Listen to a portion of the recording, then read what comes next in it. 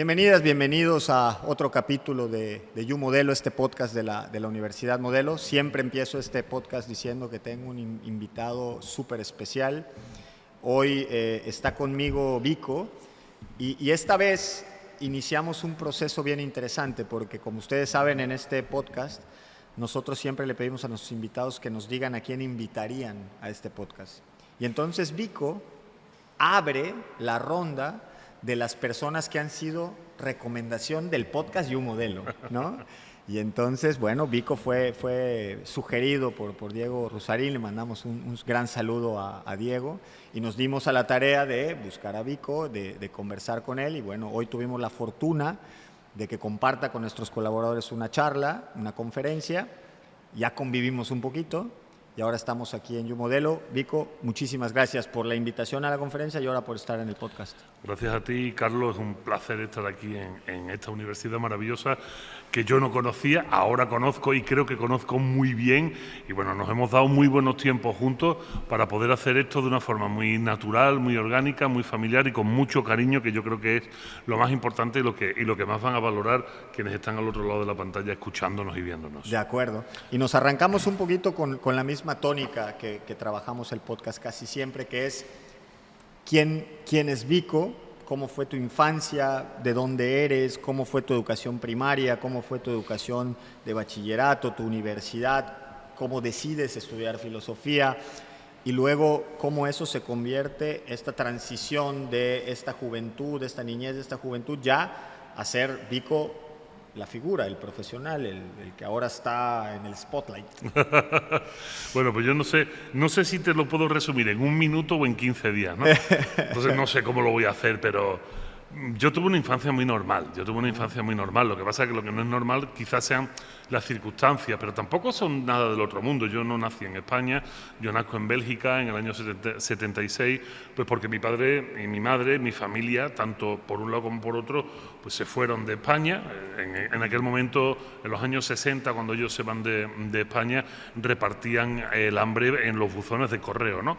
Y era complicado vivir en España, entonces, bueno, pues es la necesidad la que impulsa a las familias, no a mi padre o a mi madre, sino a las familias, ¿no? Exacto, la familia de mi padre completa y aparte de la familia de mi madre a salir del país, a salir de Andalucía. Ellos son andaluces del sur de España y se conocen allí en Bélgica y allí pues se casan y al poco tiempo nazco yo. Entonces, bueno, pues mi infancia es una infancia relativamente normal, muy normal a lo que sería la infancia de un niño en México. Yo a los 6 meses soy institucionalizado porque mis padres eran emigrantes. Entonces mis padres trabajaban más que nadie. El emigrante en cualquier país siempre tiene que estar tiene que demostrar que está ahí no para quitar el trabajo a los demás, pero cuando le dan trabajo tiene que trabajar más que los demás, ¿no? Porque además un emigrante siempre tiene en la mira el volver. Y para volver se necesita dinero, ¿no? Entonces los emigrantes trabajan un chingo. Y además en trabajos que la gente de ese país no quiere. Eso suele ser también algo bastante usual, ¿no? De acuerdo. Y entonces, en el caso de mi familia, pues yo a los 6 meses de edad me meten en una institución, en una guardería, donde paso largas horas mientras mis padres pasan largas horas trabajando. Yo los recuerdos que tengo de mis padres en Bélgica son fundamentalmente los domingos, los sábados y los domingos. Mi padre los domingos, porque hasta los sábados trabajaba. Y eventualmente, ¿no? Por ejemplo, los tiempos con abuelas o abuelos, ¿conociste? Era muy difícil porque, bueno, mis abuelos paternos sí estaban en Bélgica también, pero trabajaban igual. Entonces era muy difícil. Mi abuela, que no trabajaba, pues con mi abuela sí recuerdo estar algunos tiempos, pero realmente yo estaba más en una institución que fuera. En el año 82, mi familia regresa, ya mi familia como familia, o sea, mi padre, mi madre y yo, regresamos a España. Ya había una cierta estabilidad política en España, a pesar de que en el año 81, el 23 de febrero de 1981, Terjero, un guardia civil, da un golpe de Estado en el Parlamento, ¿no? Y eso metió mucho miedo a la cantidad de millones de españoles que estaban fuera del país, ¿no? Durante la dictadura, porque cuando muere Franco en el 75, empieza el proceso de democratización y constitucionalización del país en el 78, la Constitución, las primeras elecciones democráticas, todo este rollo, pues la gente se ilusiona y mucha gente vuelve, ¿no? Pero resulta que el 23 de febrero llega un militar, da un golpe, ¡pam, pam!, empieza a pegar tiros en el Parlamento, ¡se sienten, coño!, ¿no? Es una cosa súper estresante y lejos de estresar solo a los españoles, estresó un montón de españoles que estaban fuera, que querían volver con la promesa de la democracia democracia y con la desaparición del franquismo y bueno, y daba mucho miedo. En el año 82 todo llega a un buen cauce, mi familia vuelve y yo pues me crío en un barrio obrero de Sevilla, en un barrio de lo que ahora dirían clase media baja, ¿no? Obrero puro y duro. En el barrio de San Diego, en el norte de la ciudad de Sevilla, un barrio obrero. Yo me crío allí, paso por un par de colegios, tengo una infancia maravillosa, rodeado de amigos, los amigos eran mis vecinos, mis vecinos eran con quienes iba a la escuela, o sea, todo se daba en uno, íbamos andando, eso de ahora esos padres hiperprotectores, ¿no? No, es que el niño solo tiene 12 años, hay que llevarlo a la escuela, ¿no? Yo iba con 6, 7 años andando a la escuela y no pasaba nada. O sea, y era una época muy jodida. O sea, España en los años 80 no era el bálsamo de paz que ahora podemos imaginar que es sin saber cómo es. Claro, sin que necesariamente sea. Sí, exacto. España estaba mordida por la heroína. En los años 80 es una época donde en barrios obreros como el mío era muy normal amanecer con junkies, drogadictos, inyectándose en los portales, ¿no? Y los jardines estar llenos de jeringas y cosas así, ¿no?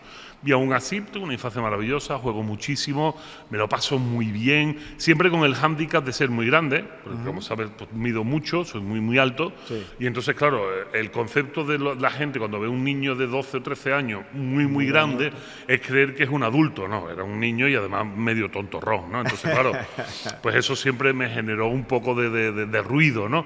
Pero bueno, se aprende a sobrevivir con esto también, no pasa nada, no se tiene uno que debilitar ni mucho menos.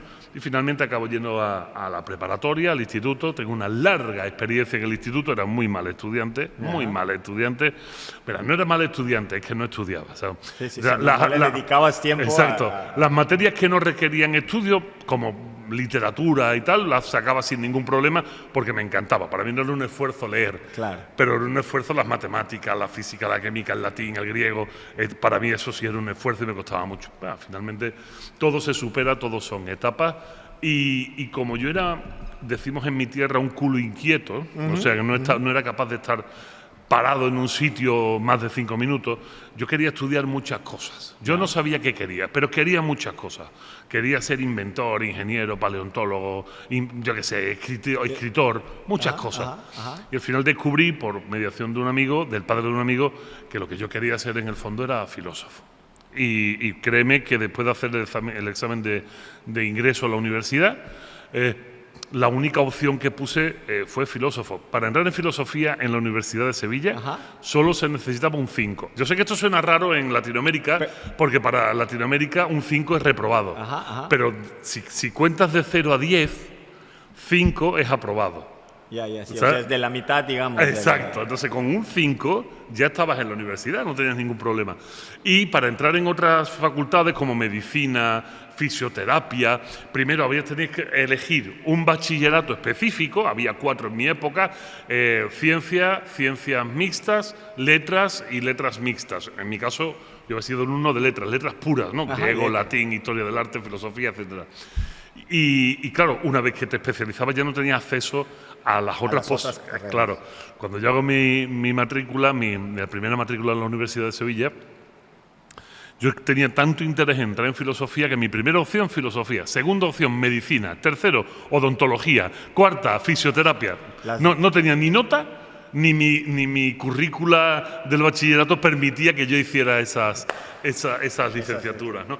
Pero finalmente acabo en filosofía y de ahí, si tú me preguntas, ¿y cómo saltas de ahí a una situación como ahora, ¿no? Que publico en una editorial importante y tal? Pues no lo sé. Sí, o sea, es esto que a veces sucede, ¿no? Una serie de circunstancias que se dan, pero que se dan, y eso aprovecho un poquito el planteamiento para hacerte la pregunta.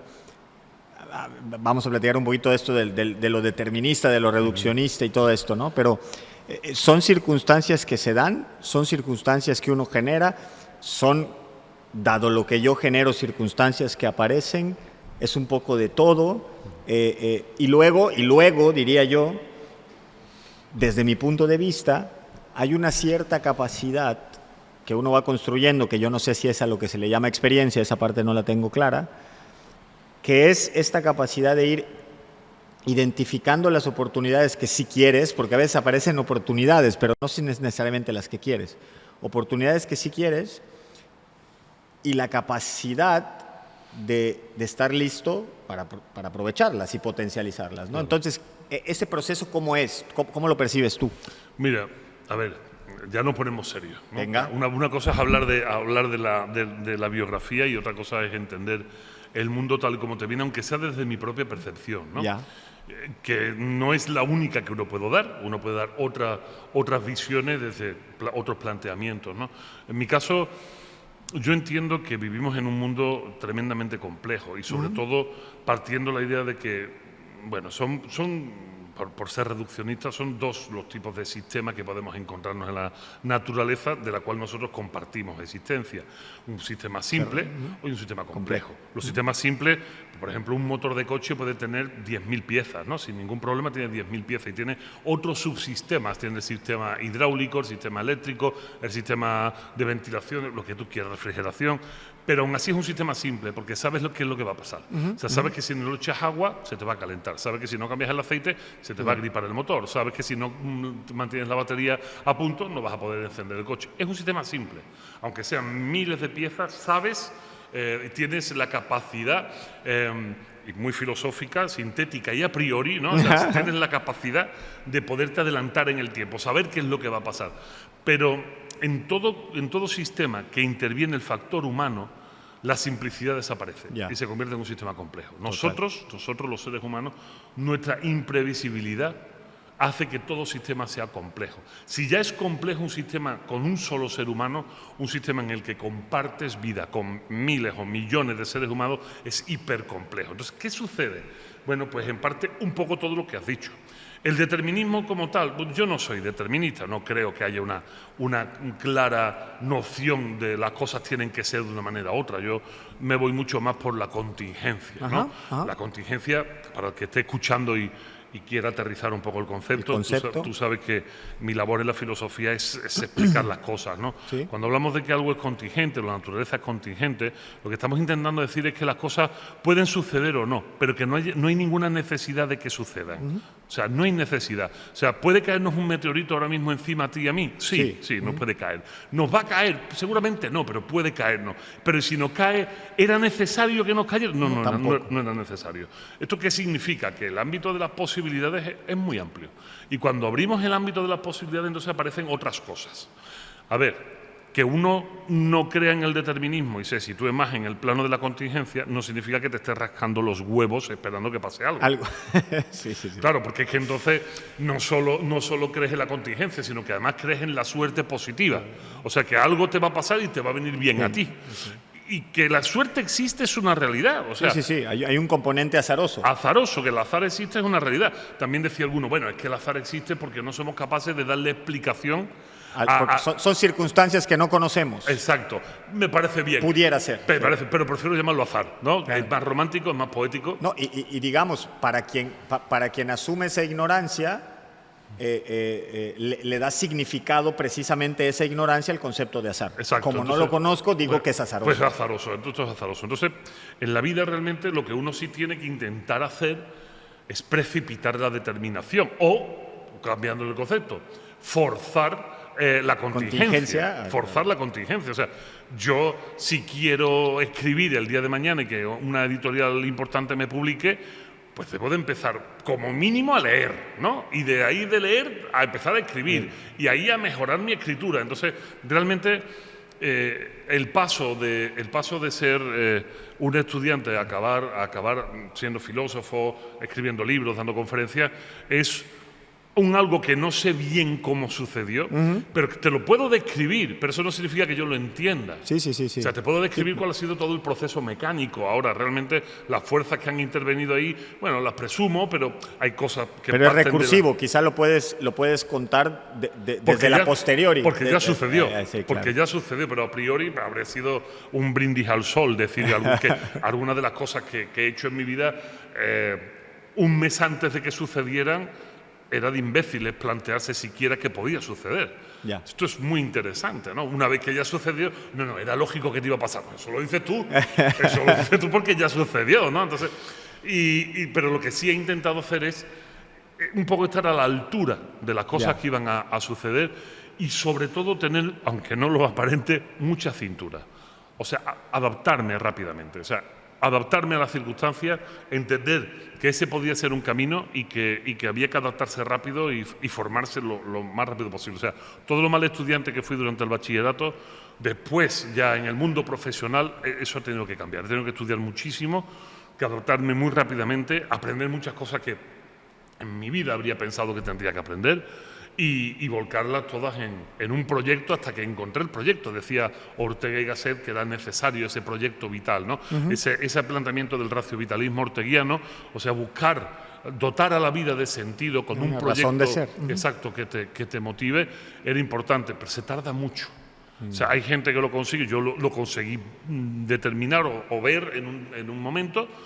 Hay otra gente que se pasa la vida buscándolo.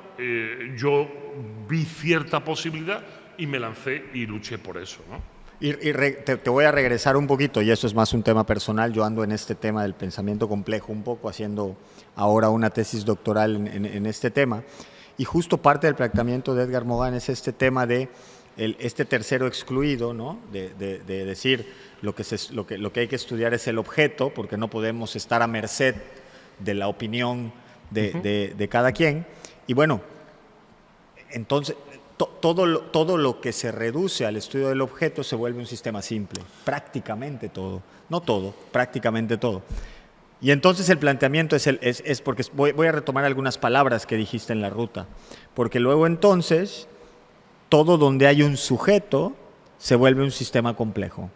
Y entonces, claro, sí, hay cosas que no se pueden explicar si no es a través del observador. Hay muchas cosas que no se pueden explicar si no es a través del observador. E incluso cosas en las que puedes tener datos y que aún así no puedes ser reduccionista para definir únicamente cómo es, porque depende del sujeto, ¿no? Yo recuerdo en una de las clases ahora que decía te doy un golpe y mido de cuántos newtons y la elasticidad de tu piel y cuánto se mueve y la pregunta es si el golpe duele. ¿Te dolió o no te dolió? Bueno, no sé, ¿no? A uno sí, a uno no. Claro. Y entonces hago esto porque también por algún momento pasaste por el tema de precipitar, ¿no? El tema de que sucedan las cosas. O, como decías, si no es que está determinado, pues quizá sí puedo acercarme a algo que yo quisiera que estuviera determinado de esa manera. Pero entonces, hablaste luego del término probabilístico. Y hacia allá voy. Tú sí entonces, porque hemos sido educados justo para sacar la probabilidad del análisis. Claro, totalmente. Todo lo hemos convertido en algo que nos pueda dar certidumbre, y ahí me quiero meter. Porque la gente, sí, claro, porque la gente entonces lo que siente es seguridad cuando tiene certeza. Entonces, claro, empezamos a construir todo para sentirnos seguros, dándole una sola y única explicación a las cosas. Hoy, ya con un poco más de experiencia y un poco más de conocimiento, lo que empiezo a encontrar después de tener una formación ingenieril, by the way, es que me cuesta mucho trabajo ahora, al revés, me cuesta mucho trabajo ahora encontrar cosas que puedan tener una sola acepción. Ahora me pasa un poco al revés. ¿Cómo miras esto, no? O sea, porque insisto, la gente creo que siempre está en esta búsqueda del último gran juicio de valor para que eso no es, ¿no? ¿Cómo abordar eso? Es muy interesante lo que me estás diciendo, muy, muy interesante. Además, me están viniendo muchos recuerdos y muchas anécdotas, ¿no? Con respecto a esto que me estás diciendo.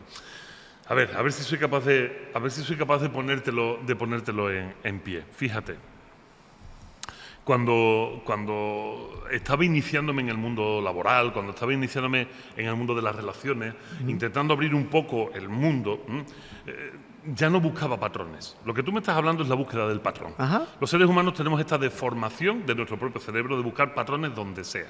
Oye, es que ha habido 3 terremotos el día 19 de septiembre a lo largo de la historia. En el año 85, en el año 2017 y en el año 2022, ¿no? Fue en el año pasado. Esto es un patrón. Todos los 19 de septiembre en México va a haber un terremoto. No, sabemos que no. Y la ciencia nos dice, no seáis idiotas, no estáis buscando eso, lo estáis mirando mal, ¿no? Pero aún así, nuestro cerebro defectuoso siempre busca el patrón, porque el patrón permite el adelantarte al futuro. El patrón elimina la incertidumbre, que la incertidumbre, para que la gente lo entienda, es un término muy filosófico, pero es la falta de certezas, ¿no? Yo nunca jugué a eso. Yo nunca he buscado... primero porque soy pésimo en matemáticas, malísimo en las matemáticas.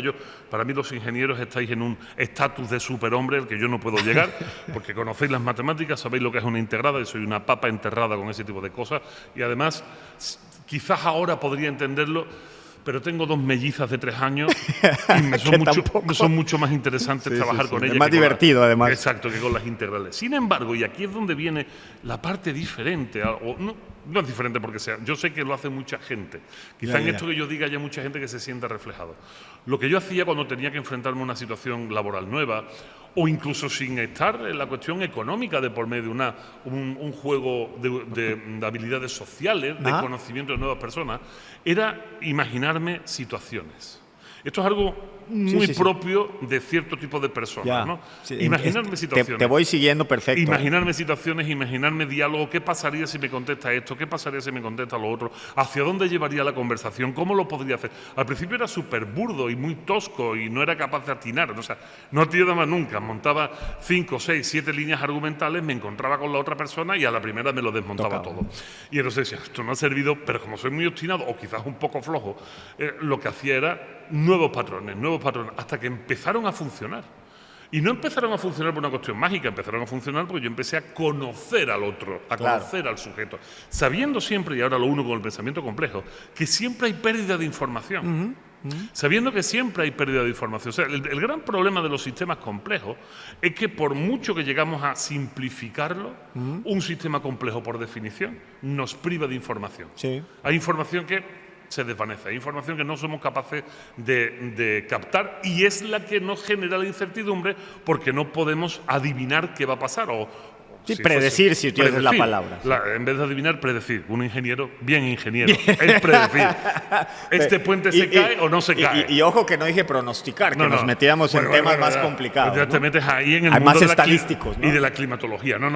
Está bien, es predecir.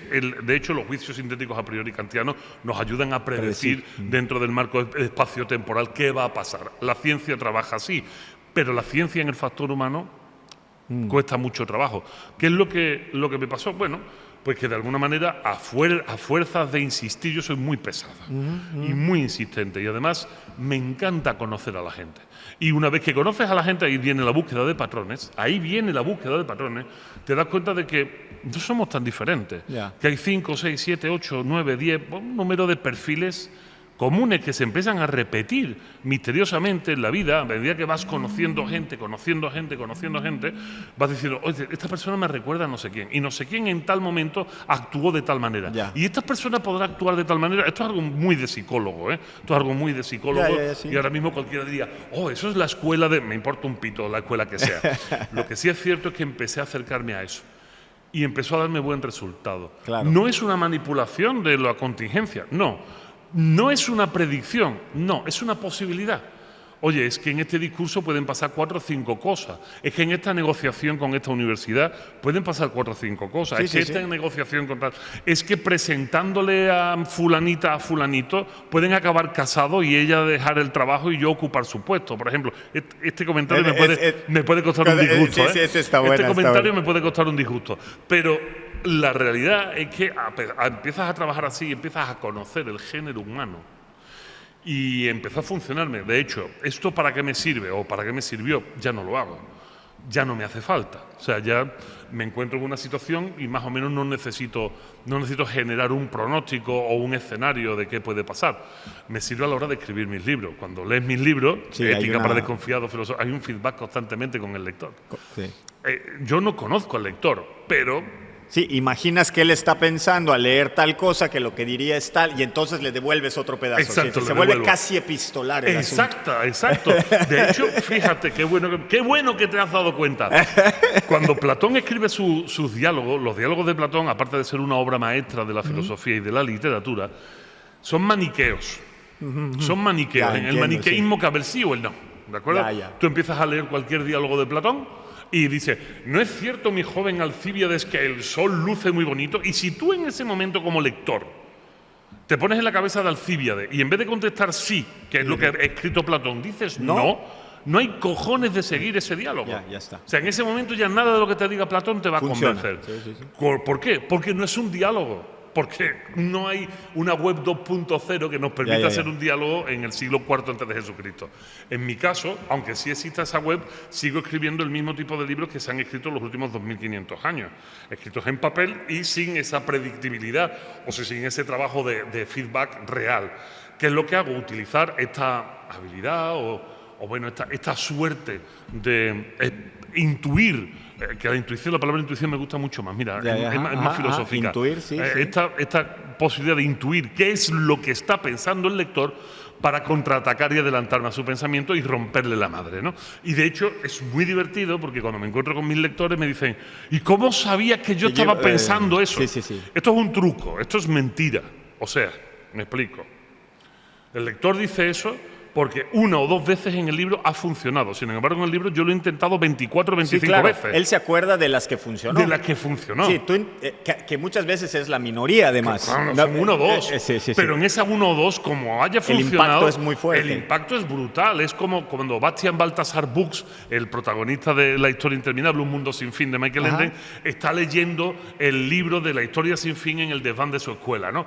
Y de repente hay un momento en el que Atreyu, el personaje que está en el mundo mágico, dice, y veo a un niño que está leyendo y dice, Bastian, ¿cómo sabe que soy yo? ¿Cómo sabe que estoy aquí? No, es un artificio de Michael Ende. En este caso, en mis libros es igual. Yo lo intento, no sé, 15, 20, 25 veces. Con que una funcione, Carlos, con que una funcione, ese lector queda maravillado y dice, este tío se ha metido en mi cabeza. No, solo he jugado con la probabilidad y he intuido por dónde va a ir, ¿no? Por dónde iría el lector. Hay otros lectores que son mucho más difíciles, que son más analíticos también. Profesores de filosofía, fundamentalmente. O sea, mis libros, te voy a decir, iba a utilizar una metáfora o un símil como el de la cebolla. Mis libros son como cebolla. Y me he acordado de Shrek inmediatamente y el diálogo con el asno, ¿no? De que los ogros somos cebolla. No, bueno, pues es igual. Un libro mi forma de escribir es una forma de escribir que para el no lector de filosofía se lee muy rápido. Pero para el lector de filosofía se tiene que parar, porque está lleno de huevos de Pascua. Mis textos no tienen notas a pie de página, pero el que sabe de filosofía... sabe que estás haciendo una referencia. Exacto. Sí, claro. Esto es de esto, esto es de esto, esto es de esto. Es un juego muy divertido. Ninguno cae en la trampa de ¿a qué estás pensando? No sé qué. No, ellos van por otro camino y saben, ¿no? Pero les hace gracia. O incluso ha habido algún lector muy sesudo que me ha dicho, es que estas cosas que haces me hacen perder un poco el interés en el libro, ¿no? Digo, claro, cabrón, es que tú no eres el lector potencial de mis libros, tú eres un profesor con una amplia carrera que bueno, pues va por otro camino. Y lo que pretende esta otra visión es empatarlo desde la perspectiva de esos referentes que tú planteas. Claro. Entonces, en algún momento le ha de perder el sentido, porque tu objetivo no es darle sentido a la referencia, tu objetivo es anticiparte a lo que está pensando el lector. Exacto. No experto. Exacto, sobre todo para generar algo que desde el mundo del comercio y del merchandising conoces muy bien, el engagement, o sea, el atrapar y fidelizar a mi lector, ¿no? Que mi lector, cuando suceda esto, crea que ha tenido una especie de experiencia mística con el autor, que hay una especie de conexión y que esto le enganche para leer con más ganas, ¿no? Porque uno lo que pretende en sus libros es que el lector empiece en la primera página y si consigues que un lector esté desde la primera página hasta la última sin parar de leer y que se acabe el libro de un solo golpe, que con mis libros es fácil, 4 o 5 horas lo tienes leído, entonces es el logro, ¿no? Y eso es lo que yo estoy buscando, porque mis libros son de divulgación. Sí, y es que a mí me pasa que no quería yo dejar de decir algo, ahí me regreso después, pero me pasa con tus libros, que fíjate, Filosofía para Desconfiados me parece algo padrísimo.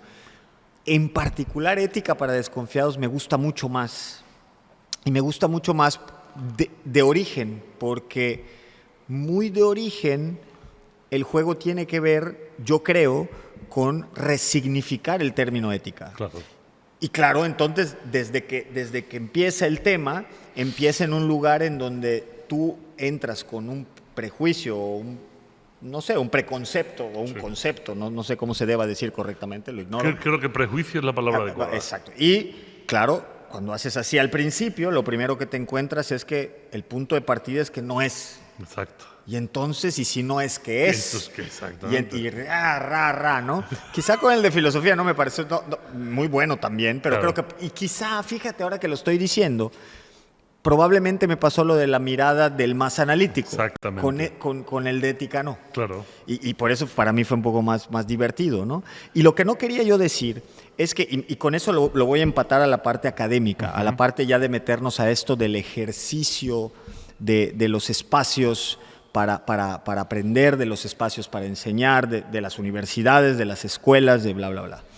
Y lo que te quería decir es que hemos normalizado, que ahora también está muy normalizada la palabra normalizar, hemos normalizado el término sé objetivo como si ser objetivo fuera decir la verdad o hacer lo correcto o hacerlo bien. O como si fuese posible, que esa O otra. como, sí, entonces, ¿por qué lo planteo? Hace poco tuve un ejercicio y no sé, yo supongo que nadie de quienes estuvieron en esa reunión va a ver este podcast, pero estuve en una reunión en la Secretaría de Investigación, Innovación y Educación Superior aquí en el Estado y nos vinieron a presentar del gobierno federal un modelo que va a ser ahora, o bueno, se está proponiendo que sea el modelo de acreditación de los planes de licenciatura y que va a ser un modelo único nacional y que ya no va a haber acreditadoras y bla, bla, bla, que un rollo que ahí te cuento, se va a poner divertidísimo. Se va a poner muy interesante. Sí, ya andan en eso. Pero lo que era buenísimo era que el planteamiento del modelo tenía que ver con un modelo que decía, no, y aquí la gran diferencia es que no va a ser la misma métrica para todos, porque lo que hay que hacer es medir el avance y entonces van a ser planes de mejora continua y es que dependiendo de tu punto de partida es que te acredito o no y bla, bla, bla, y entonces nos vamos a adaptar y no sé qué, y entonces una cosa muy extraña. Y entonces cuando luego ponen el objetivo general, ¿no? Encontrar un modelo que evalúe de manera no sé qué y objetiva. Entonces yo levanté la mano y dije, bueno, una de dos. O el modelo no funciona así o el objetivo no es el objetivo. Claro. Tengo que dar crédito a que la persona que venía de gobierno federal dijo, oye, sí, Sí, si claro. es así no puede ser objetivo. Claro, claro. Si te estás adaptando a cada caso particular, ¿cómo vas a ser objetivo? Exacto. Y entonces digo, lo quería decir porque vengo a esta parte ahora sí de los espacios educativos, de donde estoy, de donde me toca estar y de donde tú también, porque además aquí la ventaja que tengo es que de alguna manera y con muchas ganas de poder tener algo en común, pues somos colegas, ¿no? Porque estamos en la universidad. Y estamos viviendo, yo voy a tratar de plantear un escenario prepandémico y un escenario pospandémico. Pero aún así, en un escenario prepandémico, sí veníamos en una ruta en donde las instituciones educativas parecíamos tener que responder necesariamente a algo que le dicen el mercado. Y entonces uno empieza a hacer cosas para poder cumplir con lo que el mercado pide. Y entonces yo una vez, y lo digo de verdad, sí me puse a pensar qué era esto del mercado, porque primero suena como muy normal que es lo del mercado. Pero si uno profundiza, también es un poco extraño porque médicos hay un montón, abogados otro tanto, y contadores, ¿qué te digo? Y licenciados en negocios y administradores, yo qué sé. Y la pregunta es, ¿y es porque el mercado necesita tanta y mi conclusión es que no. Y entonces todo se desdibuja, se desbarata. Y yo me meto un poco más a esto de que, y claro, y eso tiene mucho que ver con la filosofía de la modelo, con este tema de que las universidades, en este caso el nivel superior, tienen que ser espacios, en general las escuelas, tienen que ser espacios para formar buenas personas. Y que lo disciplinar se vuelve el pretexto. Pero cuando uno dice eso en los foros educativos hoy, al menos aquí en México, parece que estoy hablando como una de dos, o de un tipo que no tiene idea de lo que está diciendo, o de un fulano que está a punto de mandar a la quiebra a su institución. Es casi algo inmoral, ¿verdad? Y está como muy raro. Y yo estoy, y lo triste o no de la historia es que yo además estoy convencido de que es lo adecuado, ¿no? Y me he puesto a leer de eso y encontré además que la palabra escuela viene de escolá, y que es del griego escolá, pero que además si uno va luego a la raíz latina es otium y tiene que ver con el ocio. Entonces las escuelas existían cuando la gente dejaba de hacer lo que tenía que hacer para sobrevivir y entonces les sobraba el tiempo y entonces iba a cultivarse como ser humano. Y cuando yo les digo, esa es la razón de ser de una escuela, sigo siendo un bicho raro. Bueno, ¿Qué hacemos? Y vas a seguir siendo un bicho raro y yo te invito a que sigas siendo un bicho raro. ¿Para qué? Te voy a, no a corregir, pero te voy a ampliar. Venga. Cuando hablamos de otium, de la palabra latina otium, tenemos que entender que otium no es ocio tal cual. El otium es el tiempo que se podía uno dedicar a sí mismo para hacer lo que realmente te completa y te hace feliz. Es una palabra muy enraizada con la ética, ¿no? La ética, tú lo has dicho, estás utilizando unos términos muy bien escogidos. Hacer buenos ciudadanos. Un buen ciudadano, un buen ser humano, una buena persona, es alguien que sabe vivir bien. Y la ética es el arte del buen vivir, del vivir para ser feliz. Y que además no se puede hacer solo y por eso es ética. No existe una ética individual del solicismo, del hombre solitario. Sí, sí. Sin embargo, fíjate qué cosa más bonita. Tú has dicho, el ocio es lo que podías hacer cuando no estabas, pues es al revés. Otium, la palabra otium, latina otium, es el origen de una palabra que surgió después. Porque primero fue otium y después se negó el ocio. El negotium. Sí, sí, sí. El negotium. El negocio, entonces, es todo aquel tiempo que tenías que dedicar a hacer cosas que no te llenaban como ser humano.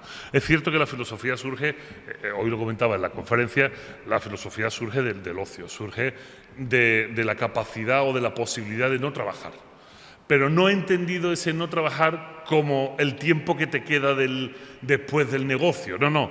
Es que lo que pudieron hacer filosofía los primeros es que no tenían que trabajar en nada. Claro, no tenían la necesidad. Esa es la diferencia, que yo lo estoy mirando desde alguien que tiene la premisa de la necesidad. Exacto. Y ese es el error. Exacto, la necesidad. ¿Por qué? Y ahí es porque terminan como raro. Porque es que hay una necesidad económica para sobrevivir. Y en el momento en el que tú no estás poniendo la cuestión crematística encima de la mesa como el motor principal y sobre todo único en muchas entidades educativas, el motor principal por el que estudiar, en ese momento estás rompiendo pues un paradigma, voy a utilizar una palabra que no me gusta, neoliberal. Estás rompiendo el paradigma neoliberal de que estudiamos para llegar a tener un mejor puesto de trabajo. Porque así me lo vendió mi madre y mi padre, ¿no? O sea, a mí en los años 90 me dijeron, niño, estudia para ganar más dinero. Así tal cual. Sí. Porque así se vendía este rollo del formarse. Cosa que es muy nueva, por una razón que todo el mundo va a entender. Los que podían estudiar antes, y cuando hablo de antes es hace 80, 90 años, era gente que no tenía necesidad de estudiar para poder vivir bien, porque ya vivían bien. Sí, ya estaban bien, sí. Porque claro. Los que estudiaban antes eran las clases acomodadas, que estudiara más o menos iba a heredar el trabajo de su padre, o se iba a casar con una persona con dinero, o iba a tener una posición política. Ellos no necesitaban los estudios formaban parte un poco de ese cuadro magnífico de excelencia, pero exactamente igual. Es a partir de los años 60, 70, 80, 90, cuando se ve los estudios superiores como una posibilidad de subida en la escala social. Y esa posibilidad de subida en la escala social va, en esa época, indefectiblemente de la mano de ganar dinero. No se puede subir en la escala social siendo pobre. Se puede subir en la escala social teniendo dinero. Esa es nuestra mentalidad hoy en día. Pero mira, yo te lo vuelvo a decir, sigue siendo una rara avis, porque realmente lo que la Universidad Modelo tiene dentro de su filosofía y de su visión es generar buenas personas. Y buenas personas no en el sentido peyorativo mexicano. Aquí en mexicano una buena persona es un medio pendejo, ¿no? O sea, no. Hablamos de buena gente. Este es muy buena gente. En Andalucía, en mi tierra, no. O sea, en Andalucía decir de alguien que es buena gente es un elogio. O sea, es buena persona. Es hasta jerárquico, ¿no? Sí, es una especie como de merece respeto a alguien que es buena gente. Esta persona es buena gente. En México me gusta mucho cuando se dice, este es gente. Ya le han quitado lo de buena, le quitan lo de buena y dicen, este es gente, porque se da por hecho de que siendo gente ya es bueno, ¿no? Pero es que el sentido de la educación, el sentido de la formación, del amor por aprender, es ser mejor persona. Y ser mejor persona, perdónenme, no es ganar más dinero, es ser más bueno. Y ser no solo más bueno por una cuestión de designación moral o un deber ser, no va por ahí. es ser más bueno para los demás, es ser más bueno para hacer una sociedad más justa, es ser más bueno para que todos podamos ser más felices, vivir mejor. O sea, volvemos nuevamente a los principios de la ética clásica. Sí. Es vivir bien. Y te acerca, y esa parte formativa te acerca a necesitar menos de esto externo o de este dinero para poder lograr esta felicidad o esta plenitud o este sentirse lleno, si tomamos plenitud como sentirse lleno, ¿no? Y digo, me hace mucho sentido, incluso ahora todo esto que me platicas. Fíjate que yo además muy rápido también, porque lo que voy a decir lo voy a decir sin conocimiento de causa y los grandes cánones del modelismo igual y me voy a comer ahí luego una regañada. Pero ahora me suena que don Gonzalo Cámara, que fue el fundador de la escuela, no sé si lo voy a decir así, pero a quienes busca, que son a los hacendados, muy probablemente era gente que podía ir a la escuela porque no necesitaban demasiado, porque eran en la época del oro verde, pues el dinero no era algo que les preocupara porque tenían demasiado, y entonces lo que buscaban era precisamente un lugar donde sus hijos pudieran estar sin tener que irse a Europa o tener que irse a Cuba. Y claro, me hace mucho más sentido así, ¿no? Porque era gente que buscaba un lugar donde la gente pudiera ir a la escuela porque no tenían la preocupación de hacerlo para ganar dinero. De subir en la escala social, ¿no? Era simplemente, pues darle formación a los niños, que los niños no sean tontos, que tengan esas herramientas suficientes, que aprendan, que entiendan cómo va el mundo. Y después el gran acierto fue que, como me contabas, que los hijos de los capataces también estaban en la misma escuela estudiando y ahí se encontraban unos y otros, ricos y pobres, ¿no? Algo muy parecido al modelo de educación pública finlandesa, donde los colegios los ponen estratégicamente en los lindes de las zonas ricas y las zonas pobres, y por ley, según tu código postal, o sea, según dónde vivas, tienes que ir allí. De tal manera que allí se encuentran los niños ricos y los niños pobres. Allí se encuentran con la misma formación, con los mismos profesores, y finalmente lo que se establece son pues unos vínculos de amistad muy fuertes, de confianza interpersonal muy fuerte, de sentimiento de responsabilidad. Y cuando, verás, quizás es un tema muy bonito que no se ha tratado suficientemente. Cuando el ser humano entra en estas dinámicas, aparece algo que Adela Cortina trabaja muy bien, otros autores trabajan muy bien, que es la ética del cuidado. El ser humano, lejos del pensamiento neoliberal o del pensamiento individualista en el que nos sitúan como el hombre es un lobo para el hombre es el animal más egoísta que existe, la vida es una lucha desde el nacimiento. No es verdad, esto no es verdad. Si esto fuese verdad, Carlos, si esto fuese verdad, nos habríamos extinguido hace rato, ¿no? años, hace mucho tiempo. No, el hombre es un animal, el ser humano es un animal que cuida a los que quiere, que cuida a los que ve como propios. Si no, ni tú ni yo habríamos llegado a la madurez, porque mira que hay que cuidar a un ser humano. El ser humano es de los pocos animales que desde que nace hasta que se puede poner de pie pasan 2 años. 2 años. Pero es que desde que nace hasta que consigue su propio alimento pueden pasar 14, 15, 40 años, 40 años, y no lo consigue. O sea, ¿esto qué significa? Que necesita constantemente del cuidado. Hay una gran dependencia, claro. Claro, es decir, hablar de dependencia es hablar de cuidado. Entonces necesita de un gran cuidado. Y entonces, en ese momento, cuando conseguimos unas buenas formas de educación, donde nos vemos como iguales, donde nos conocemos y nos relacionamos, aparece también esa necesidad de cuidar al otro. Cuidar al otro porque es uno de los rasgos constitutivos de nuestra especie. De hecho, es muy bonito, fíjate. Hay unos experimentos maravillosos con niños que tienen 1 año y medio, que poco más que saben andar y nada más, que los hizo el Instituto Max Planck. Y en estos experimentos lo que hacían era que un señor mayor, hay un vídeo en YouTube, entonces si lo puedes insertar dentro de esto aquí en una ventanita estaría muy chingón. Hay un vídeo en YouTube muy bonito. Alan Alda, el actor de series como MASH de Estados Unidos, hace el experimento. Él agarra unos libros y hace como que los libros son muy pesados y lo quiere meter dentro de un armario, ¿no? De un closet. Quiere meter los libros, pero las puertas están cerradas y él no puede. Y entonces, niños de 1 año y medio que no saben hablar, que solo saben andar, salen rápidamente andando para abrirle la puerta. Él mete los libros y los niños cierran la puerta. Y él le muestra su alegría, como diciendo, qué bien, gracias. ¿Sabe lo que hacen los niños? Reír. Identifican se dan cuenta que han ayudado. Ellos se ríen porque se sienten útiles. Sí. Y eso es increíble. Entonces, que un sistema de educación trabaje sobre eso es posibilitar un mejor futuro. Y cuidado dentro de lo que estamos hablando. Cuidar a alguien es darle un rango de igualdad. y también es alejar de alguna manera el despotismo, el individualismo, el machacar al otro, ¿no? Entonces, pues bienvenidas las raras avis, bienvenidas las raras avis. Si tú eres una rara avis, no tú, la institución a la que tú representas es una rara avis, que siga así por mucho tiempo. Ojalá podamos hablar que hay universidades modelos en todas las ciudades de México, porque necesitamos de alguna manera esto. Hombre, si además fueran ya públicas y todas fueran, pues entonces ya estaríamos en Finlandia. No, buenísimo, ¿no? No, pero además el tema me gusta porque es apasionante y podríamos eternizarnos. Me quiero ir ya de bajada para el podcast, ya para ir cerrando, que si no de verdad nos eternizamos. Y quiero irme con dos cosas. Una voy a hacerla a través de una anécdota, que una parte de la anécdota la he contado ya muchas veces en otros podcasts, porque tiene que ver con un punto de quiebre en mi vida, que es cuando tengo 17 años y me surge la oportunidad de que me invitan a jugar a un equipo de fútbol profesional. Y yo me voy de la casa por primera vez, me voy a Monterrey, empiezo a jugar y me sucede algo, y voy a tomar mi anécdota obviamente para hacerte la pregunta. Estoy tratando de hacer la pregunta lo más inteligentemente posible.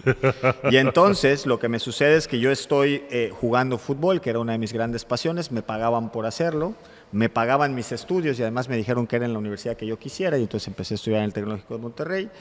Y entonces vivía solo, que quisiera algo que no sé si siempre me pareció como súper, pero sí uno lo añora a esa edad. Uh-huh. Y entonces tenía yo dinero, vivía solo, jugaba fútbol, me pagaban por... todo era maravilloso. Y guapo. Y yo, ¿qué más quiere Bardomero? Mira, si eres guapo y con dinero, imagínate. ¿Qué te digo? Y entonces, lo que pasa es que de repente un buen día se me rompe un ligamento de un tobillo, en un entrenamiento. Uh-huh. Y entonces era como estar en ¿no? Como en un paraíso, como una especie de Edén y ¡pa! ¿No? Pero entonces uno cree que lo puede reconstruir muy rápido y uno se siente muy inteligente, y entonces yo no decía de la lesión porque iba yo a resolver, pero luego viene otra parte donde el documento donde supuestamente estaba mi póliza no era un contrato, era un no sé qué, y era una intención, y entonces no había póliza, entonces no me pueden resolver. Yo alargo un poco la agonía para terminar mi semestre escolar, luego al fin me tengo que regresar y lo único que consigo negociar es un boleto de avión, eso era en verano, porque terminé el semestre, un boleto de avión para regresar en diciembre a los campos de prueba para ver cómo había yo quedado de mi lesión, la resolviera como yo la resolviera. Llego a Mérida, empiezo a estudiar otra vez, espero un tiempo, viene un tema con la lesión, me recupero, por fin puedo empezar a entrenar a finales del mes de septiembre. Y empiezo a entrenar muy fuerte porque me quería yo ir en diciembre, porque estaba mi baja temporal en la universidad y porque me estaban esperando en los campos de prueba.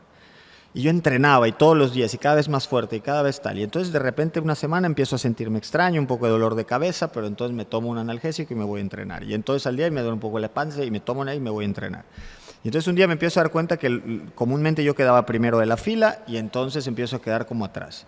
Y hasta que en un entrenamiento, esforzándome, viendo que quedaba en lo último de la fila, me desvanezco, me agarra el médico, me toma el pulso, me dice, oye, anda a hacerte estos análisis mañana a las 7 de la mañana. Bueno, resulta que en el mes de septiembre me da una hepatitis, que además tenía yo desde no sé cuándo y no sabía. Y bueno, entro en un proceso de una debacle física, donde lo que me desvisto para bañarme y no me gusta lo que veo porque empiezo a perder mi tono muscular, me va muy mal, ¿no? Uh-huh. Dejo de jugar un año, en fin. Y después de hacer todo este chore, solo para que me platiques un poco esta gran anécdota de tu situación con la enfermedad oncológica. Ajá. Porque es increíblemente reciente, a mí me puede impactar de verdad, porque yo te empecé a seguir antes de esto, sí, y es hace muy poco. Muy poco.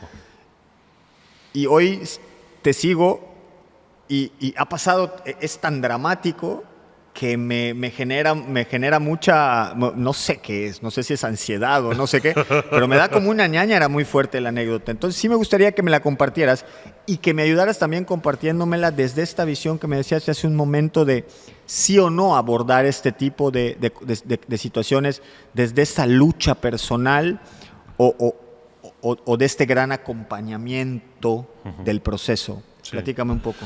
Bueno, pues es la primera vez que voy a hablar de esto. No he tenido la oportunidad en ningún podcast, ninguna entrevista de hablar de esto, pero bueno, lo hice público en mis redes a finales de mayo del 2022, finales de mayo, hace nada. Para el que no lo sepa, pues estamos aquí en enero primero, estamos al día 11 de enero, ¿no? Del 23. Del 23. Bueno, pues en mayo del 22, finales de mayo, me detectan un cáncer de piel, un melanoma en la cabeza, aquí. La detección es fortuita, o sea, es absolutamente fortuita. Tuve muchísima suerte. A mí, mi padre dice que un peine me salvó la vida, ¿no? O sea, yo me estaba peinando, mi melena, yo tenía el pelo largo y me estaba peinando y tenía, bueno, pues un lunar en la cabeza que me había acompañado toda mi vida desde la adolescencia, que ya había pasado revisiones médicas, como muchos de los lunares de mi cuerpo. Tengo muchos lunares, tengo problemas con la melanina y bueno, pues no tenía ningún problema antes de esto, y peinándome un día, pues resulta que golpeo el lunar, que ya estaba, supongo que cambiando, ya estaba cambiando, porque llevaba yo peinándome los últimos 45 años sin ningún problema, nunca le había dado un golpe, y la primera vez que le di un golpe es porque seguramente ya estaría cambiando de tamaño, y entonces empiezo a sangrar muchísimo, ¿no? Empiezo a sangrar mucho, me lo curo como buenamente puedo, era un momento muy agradable. No por esto, sino por mi situación profesional. Nos estábamos mudando mi esposo y yo de México, Distrito Federal, a Cuernavaca, una casa preciosa, todo muy bien, los libros muy bien, la cuestión editorial, las clases, las conferencias, mucho reconocimiento ya en un lado y otro del océano, o sea, bien, una buena situación. Pero bueno, me curo y al cabo de 3 semanas pues me sale un tumor en la cabeza. Me sale un bulto en la cabeza, voy rápido al dermatólogo, me lo ven, me lo quitan, lo biopsia, efectivamente un melanoma, un cáncer muy agresivo, muy agresivo. Los melanomas son muy complicados, sobre todo si no se detectan a tiempo. El mío fue muy rápido, inmediatamente a partir de ese momento. Esto es muy interesante lo que me planteas. Hay un debate abierto con respecto a cómo tenemos que afrontar lingüísticamente o semánticamente la cuestión de la enfermedad oncológica o cualquier otro tipo de enfermedad. ¿Es realmente una batalla, es una lucha, o es un acompañamiento, o es una lucha de varios? ¿Cómo lo tenemos que ver? Bueno, si decimos que es una batalla, podemos correr el peligro de individualizar demasiado esto y exonerar de su responsabilidad al resto de las personas intervinientes. Hablamos del mundo médico, del mundo de la salud, hablamos del mundo de la investigación, hablamos de muchas cosas, ¿no? Entonces, claro, la literatura, el periodismo, muchas veces nos juega malas pasadas con el lenguaje. Yo sí tomé esto como una lucha, yo sí lo tomé como una lucha, pero no una lucha donde mi voluntad estaba por encima de las posibilidades médicas, no.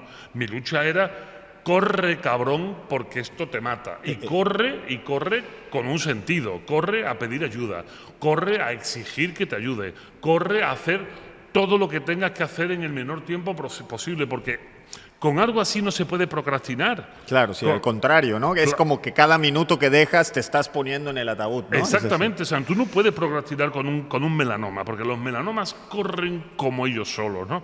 Y de hecho la evolución fue muy rápida. Yo en un principio, la intervención no iba a ser una intervención tan dramática como la que fue, o sea, no me iban a hacer un injerto de piel de la pierna a la cabeza, iban a hacer una rotación de la piel, pero es que cuando ya me estaba en la plancha del quirófano, era muy grande, era demasiado grande, ya no podían hacer eso.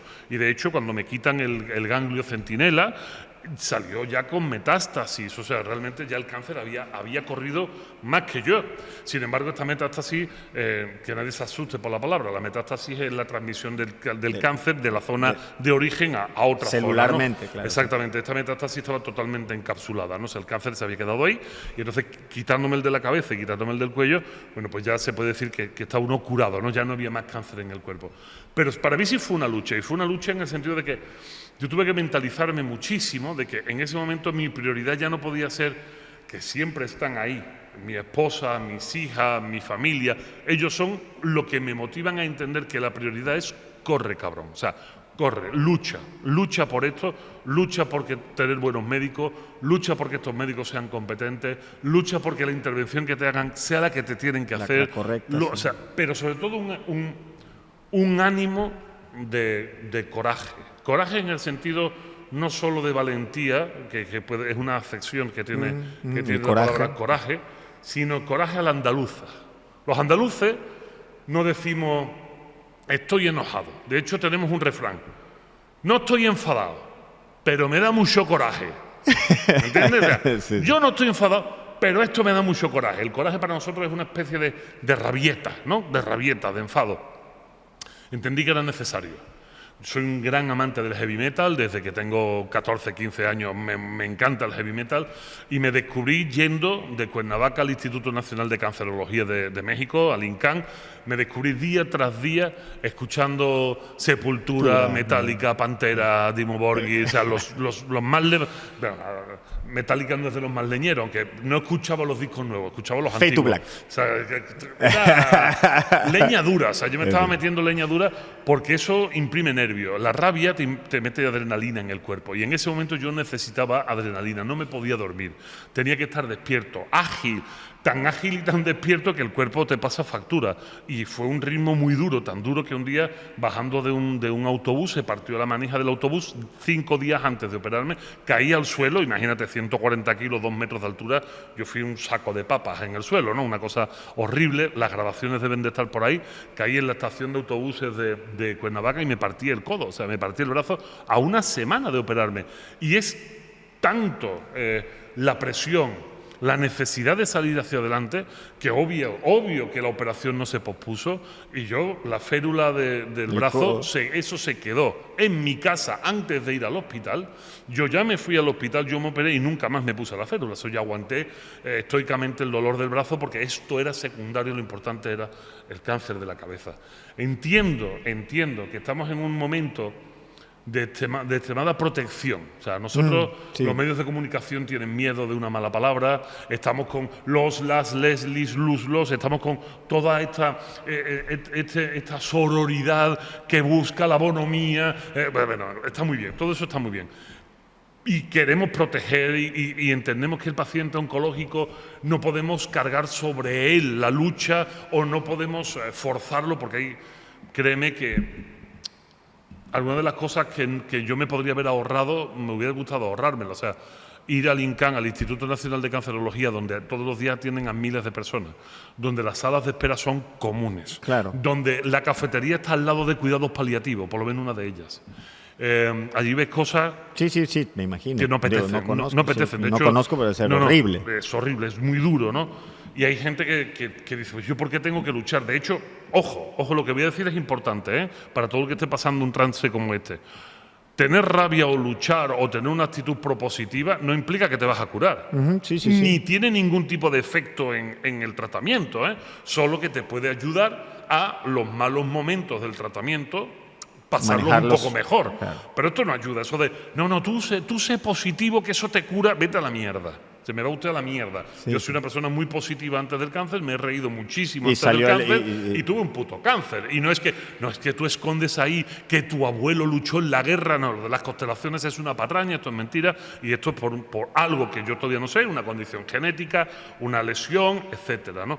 Pero sí es importante entender bien, no carguemos las tintas sobre los enfermos, pero en mi caso particular, sentir que estaba luchando era hacerme útil. A lo mejor no estaba luchando, a lo mejor simplemente estaba haciendo lo que tenía que hacer. Es una cuestión muy ética, muy del deber. Pero yo iba con mucha adrenalina, tío. O sea, yo iba muy cargado de mal rollo, de mala baba, escuchando música y diciendo ¿por qué coño me da un puto cáncer ahora que mis hijas están preciosas, ahora que tengo una casa de puta madre, ahora que me va bien en el trabajo, ahora que estoy vendiendo libros? ¿Por qué mierda me da el cáncer, no?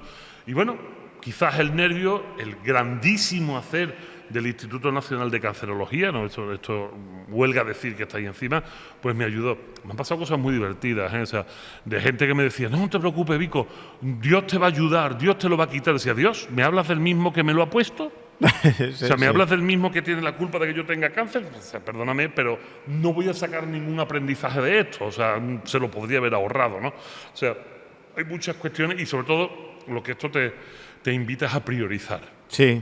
Priorizas, inmediatamente priorizas, ¿no? Marcas en algún momento una línea en el suelo con los amigos que bien te quieren, con los familiares, decir, oye, ahora necesito tiempo, ahora necesito darme un tiempo, tengo que salir de esta, tengo que echarle muchos huevos al asunto, pregúntame cuando quieras, pero no me agobies. no me agobies, ¿no? Porque esa es otra también que muchas veces pasa. Los amigos te quieren tanto... Que se vuelve un poco demasiado, ¿no? Exacto. Y entonces entra sobredosis, y sobredosis de eso también claro, complica, ¿no? Sí, es muy jodido, ¿no?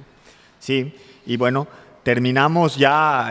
Yo hace un rato dije que iba a decir lo educativo de lo prepandémico y lo pospandémico. De lo pospandémico yo lo único que quisiera es una reflexión, porque creo que quienes estamos aquí sí hemos detectado que este tema de la pospandemia es un parteaguas y que nos ha puesto en una circunstancia en donde probablemente si ya había una tendencia al tema de que la formación tenía que ser muy específica, pero además muy digerida, pero además muy sintética, pero además muy fácil de usar, pero además muy utilitaria, pero además, ¿verdad?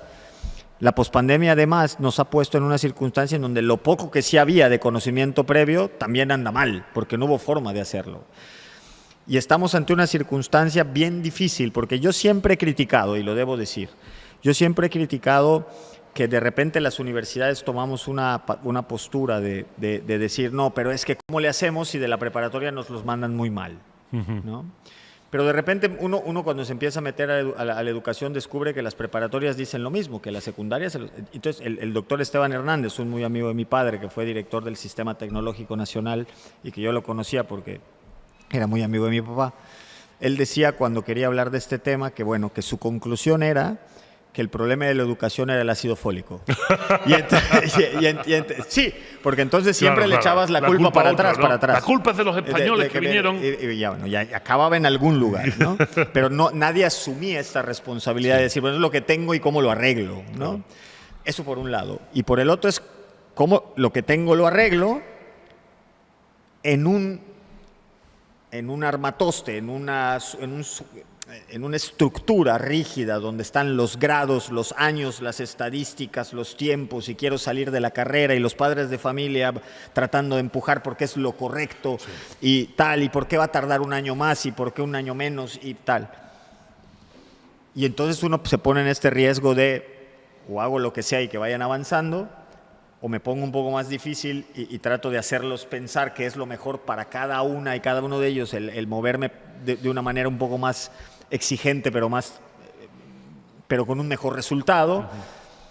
Y entramos a esta dinámica que se vuelve muy difícil de manejar. Y entonces las instituciones podemos dar cierta línea, pero se vuelve casi un tema de cada profesor.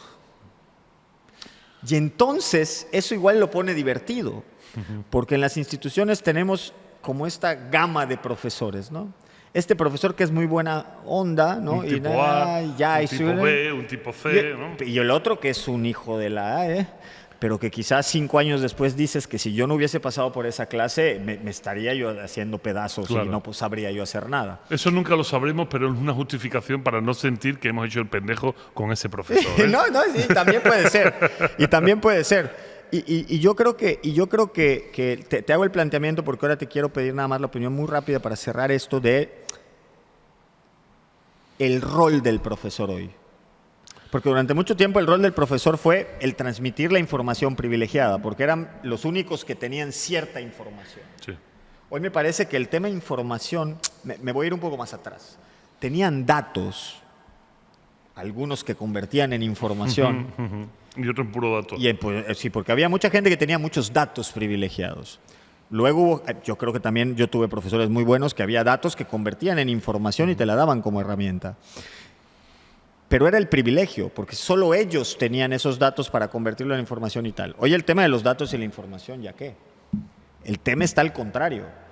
En 2 cosas, según yo. 1, ¿cómo te enseño ahora a discernir? Porque ahora le damos al me gusta o retweet o compartir y no sé qué madre a cosas que luego yo de muchas personas, yo luego veo publicaciones que hicieron hace 3 años que compartieron de algo y que ahora hablan del opuesto. Uh-huh. Y es una cosa un poco extraña para mí. Y por otro, esto es por un lado, el discernir, el poder encontrar. La otra es dar tu interpretación de eso.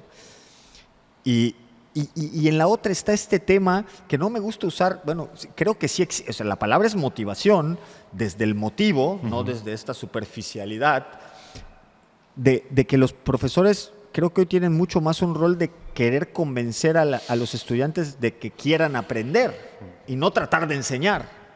¿Cómo lo ves tú eso? Lo veo muy jodido. A ver, muy jodido. Vamos a hablar en cristiano fácil, ¿no? Para que la gente lo entienda. Vivimos en un mundo en el que lamentablemente trabajamos muchas más horas que le podemos dedicar a nuestra familia. Ya. El rol del profesor fue formativo, siempre ha sido formativo. Las escuelas, las universidades han sido espacios de formación. Cuando hablamos de formación era formar para saber más, pero formar para ser mejores. Ese es el espíritu de origen de cualquier tipo de enseñanza arreglada al uso, ¿no? Sí. Sin embargo, eso empieza a estropearse cuando de esas 8 horas benditas de trabajo empezamos a estirar, se convierten de 8 en 9, de 9 en 10, de 10 en 12, de 12 en 14. De repente la educación, que es lo que recibíamos en casa, mientras que la formación era en la escuela, la educación era en casa, la educación tampoco nos la pueden dar en casa. ¿Y dónde pasan los niños o los jóvenes más tiempo de su vida? Pues no en su casa, precisamente, sino es en la escuela. Y más cuando las escuelas, en México, por ejemplo, tienen estos ciclos gigantescos, ¿no? Que resulta que los niños están en la escuela desde las 8 de la mañana hasta las 6 de la tarde, porque tienen no sé cuántas actividades, que no es verdad. O sea, esas actividades sí pueden existir en muchos casos, no en muchos, en pocos casos. La realidad es que las escuelas se han transformado de espacios de formación a rediles, a cuadras donde estabulamos a los niños mientras papá y mamá se parten el alma trabajando. Y entonces, estas escuelas, que deberían de ser formativas, ahora resulta que también tienen que educar. Pero tienen que educar no porque esté en su ser educar, en su ser está formar, pero tienen que educar porque ya no hay quien eduque en casa. Y entonces, sobre la figura del profesor empezamos a cargar no solo la formación, también la educación. Por eso el profesor tiene que estar convenciendo a los alumnos de lo necesario que es aprender, porque eso se lo tiene que decir su padre en casa y su madre en casa. Pero el profesor se lo tiene que decir porque ya papá y mamá ya no están en casa, o cuando llegan a casa están tan jodidos. Sí, que no hay ganas, tiempo y ánimo. Exacto, no hay posibilidad de pasar tiempo de calidad con tus hijos. O sea, en Holanda, que se trabaja muchísimo menos que en México, ¿verdad? Que los holandeses trabajan, tío, eso ellos chambean, pero les cunde más. En Holanda, una familia puede pasar 3 horas de calidad con sus hijos al día, pero es que en proporción aquí trabajamos 2.600 y pico de horas y en Holanda 1.600 al año. Entonces, ¿cuánto podemos dedicarle a nuestros hijos? ¿Y ahora qué pasa? Que ahora además las instituciones de educación no solo son sitios de formación y educación por añadidura, sino además son entidades burocráticas, muy burocratizadas, donde ¿quién va a hacer el trabajo burocrático administrativo? Pues obvio el profesor. Porque tendríamos que tener entonces profesores y un órgano administrativo burocrático que documente y bla, bla, bla. Exacto, totalmente ajeno, pero no sucede así. Y entonces de repente nos encontramos con un profesor que tiene el mismo salario que si fuese puro formador, o sea, normalmente una mierda. Aparte, tienen que ser educadores, hacer los padres que los niños no tienen en casa. Y aparte, hacer una cantidad de labores administrativas que al final lo que tenemos son o héroes o desgraciados.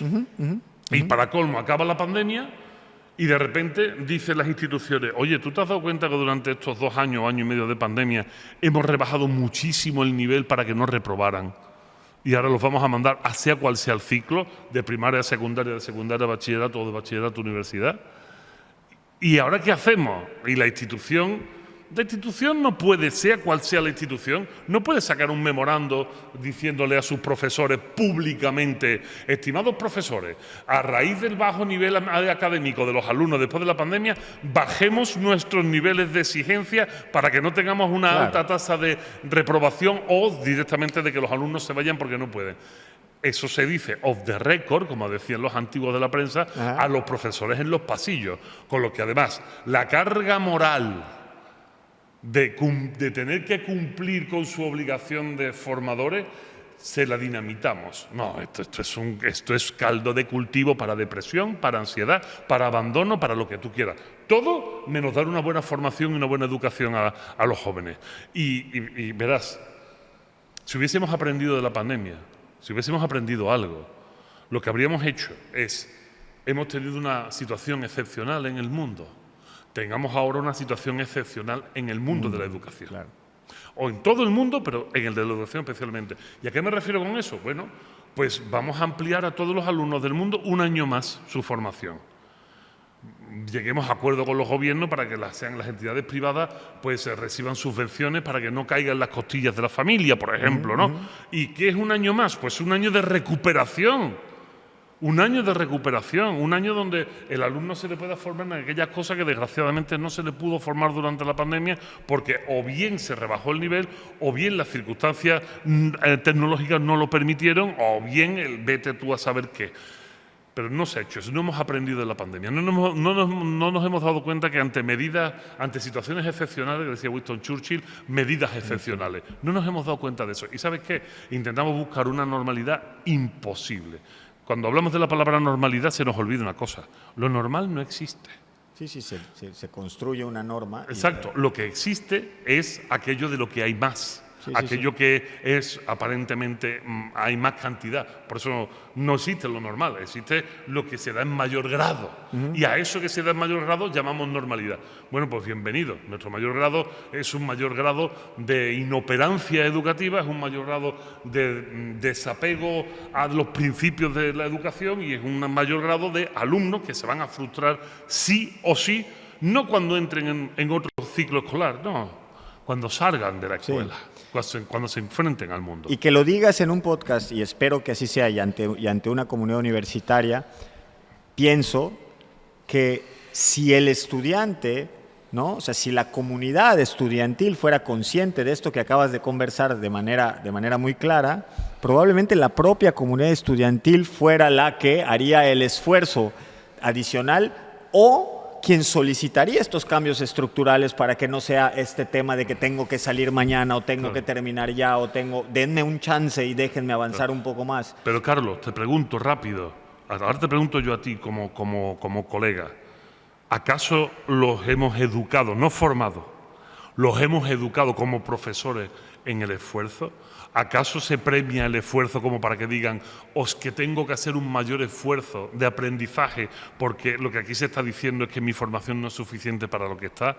Es que esto viene de antes, tú lo decías, es que antes de la pandemia ya estábamos haciéndolo todo light, todo al vapor. No, y estoy de acuerdo, lo que quiero decir es que lo que trato de hacer y pensando hacia adelante es que si la comunidad estudiantil hoy, en este momento, a partir de hoy, pudiera hacer consciente el tema de que es que para mí todo recae, y ya lo platicamos, no vamos a regresar ahí, pero recae en la conceptualización del para qué de la escuela. Y entonces hoy la universidad se ha vuelto un trámite. Y entonces lo que quiero es terminar con él, porque yo cualquier trámite, si me preguntas, yo lo que quiero es que se vaya y le acabe rápido y me largo. Claro. Y eso tiene que ver con que también quienes están empleando, quienes están en el sector productivo, como le querramos llamar, mercado laboral o como fuera, también es verdad que hay un discurso que están diciendo, y eso es un poco paradójico de, no hombre, tú no te preocupes, tú termina que allá en la universidad no te van a enseñar ni madre, lo vas a aprender aquí. Tú no te preocupes, la universidad no sirve. Y a mí me da mucha risa que a mí me contratan las empresas para hacer consultoría industrial y yo llego a las empresas, hablo con el director general y le digo, mire, ya estudié lo que esto, vamos a aplicar esta metodología, vamos a hacer esto, lo vamos a hacer de esta forma, con estos datos, con esta estructura, con este formato, con esta matriz, con este algoritmo. Y me dice, ¿y esto, Carlos, de dónde está? Bueno, pues está en el libro tal. Y eso no lo debe saber mi ingeniero de planta. ¿A qué te digo? ¿Qué te cuento? Y eso lo aprendí en la escuela. Claro. Entonces yo voy y me contratan los que dicen que la escuela no sirve para que yo vaya a ayudarles con lo que sí aprendí en la escuela. Es una cosa como muy simpática. Pero bueno, sí, ojalá y podamos ser conciencia y hacer equipo, que a final de cuentas algo que yo digo mucho aquí es que la educación va a mejorar mucho el día que descubramos lo obvio y evidente de que estudiantes, docentes y la familia jugamos en el mismo equipo. Eso es la universidad. Ese es el tema, ¿no? O sea, la etimología de la universidad, la universitas, es el espacio de encuentro entre profesores y alumnos, nada más. Eso es la universidad. Listo. Y cerramos con las 3 preguntas con las que cerramos siempre este podcast, los 3 momentos. Híjole, qué difícil. Y venga. Y el primero es este tema de ya conociéndonos y sabiendo cómo somos y habiendo tenido esta experiencia de convivir, si tuviéramos esta tercera temporada, que tú eres ya el inicio de esta segunda ronda de ser de los recomendados de YouModelo, ¿tú a quién invitarías a YouModelo? Bueno, a mi amigo queridísimo José Carlos Ruiz, el filósofo cordobés, tiene mi edad más o menos, tiene unos libros maravillosos. Yo invito a todo el que nos esté escuchando que se acerque al arte de pensar. Lo puede encontrar aquí en México en papel, o lo puede comprar por Amazon o tal, o que también, como quieran verlo, a uno o a otro o a los dos, a Filosofía ante el desánimo, de editorial. Aquí se publica bajo el sello Ariel. En España bajo el sello Destino. Es, creo que, una de las voces autorizadas que ahora tenemos. Es una persona muy competente y sobre todo va a trabajar, si lo entrevistas, trabajarás con él el tema, creo que no me equivoco, del pensamiento crítico, que creo que es algo maravilloso, y él es uno de los grandes pensadores que hay ahora mismo sobre el pensamiento crítico. Muy bien, bueno, José Carlos, ya te buscaremos y recordaremos este momento. La segunda es, siempre pedimos que nos cuentes alguna anécdota que creas que no has contado de manera pública. Hace un rato decías que no habías tenido un espacio público para contar de este tema de tu enfermedad. Pero bueno, como ya la quemaste, te jodes, y entonces tienes que contarme otro. Y dime, si tuvieras, y no necesitamos que sea un tema tan de 8 columnas, ¿no? Yo siempre digo que es un pequeño, estas cosas que uno no les da importancia y por eso no las platica, pero de repente cobran relevancia si uno los plantea desde la pregunta exprofeso, ¿no? Ajá. Y entonces yo te hago ese planteamiento. ¿Qué crees tú que no has dicho de algo que te haya pasado ahora, antes, hace mucho y tal? ¿Qué piensas? Mi vida personal está plagada de cosas que nunca he dicho. Plagada de cosas que nunca he dicho, por una razón muy sencilla. Yo entiendo que soy un divulgador de la filosofía. Mi vida personal, aunque puede ser atractiva ya como personaje público, puede ser atractiva en mi vida personal, es algo que en redes nunca comparto, nunca comparto, porque la mantengo totalmente alejada. Afuera. No tiene sentido, y entonces te puedo contar cualquier anécdota de mi vida personal como padre, que nadie lo habrá escuchado antes, ¿no? O sea, cualquier chorrada, porque no voy a decirte nada excesivamente trascendental. Hay una palabra de mi hija Inés, que de hace unos meses ya no la dice, que me encanta y que suelo utilizarla hasta en mis conferencias. Ya cuando ya veo que hay que acabar, y aquí te lo voy a decir dentro de unos minutos, digo, ánonos, papá, ánonos. Ánonos. Y bueno, fíjate que ahora acabas de decir que una de sus hijas se llama Inés. Es un nombre significativo para mí, mira, de las coyunturas. Mi mamá se llama María Inés, mi hermana se llama María Inés. Mira, fíjate. La coincidencia. Y la última, que es que pues este podcast se llama YouModelo, y siempre tratamos de que los que escuchan, las que escuchan este espacio, pues encuentren referentes o modelos a seguir. Y a nuestros invitados yo siempre les pido que me digan en qué consideran que son modelo. Y si yo tuviera que decirte, complétame la frase de Vico es un modelo de... Eso es una putada lo que me estás diciendo. Yo, de verdad, te lo digo absolutamente sincero, no es un ejercicio de falsa modestia. Decía el chiste, el otro día descubrí que la modestia es una de mis múltiples virtudes, ¿no? ¿Sí? Pero no, esto no es un ejercicio de falsa modestia. Yo creo que no soy ejemplo a seguir para nadie, de verdad. He cometido más equivocaciones que aciertos en mi vida. Si yo creo que he sido bueno en algo, es en adaptación al medio. Adaptación al medio y, bueno, de alguna manera intentar sacar provecho de lo poco bueno que creo que tengo. Nada más. Pues yo creo que ahí tenemos nuestro modelo de adaptación y de sacar provecho a lo que tenemos. Me recordaste a mi abuela Mercedes, yo le decía a la yaya, que mi abuela, cuando le preguntaban, doña Mercedes, ¿y está usted cumpliendo 103 años? ¿Cuál es el secreto para que usted viva tanto? Y decía, ser feliz con lo que uno tiene y no estar esperando lo que tienen los demás. Entonces decía mi yaya de manera muy sabia, estoica, ¿no? Muy estoica también, sí, claro. Y bueno, sí, no, yo ahorita me estoy dando cuenta que si digo esa frase con Diego me hace pedacitos.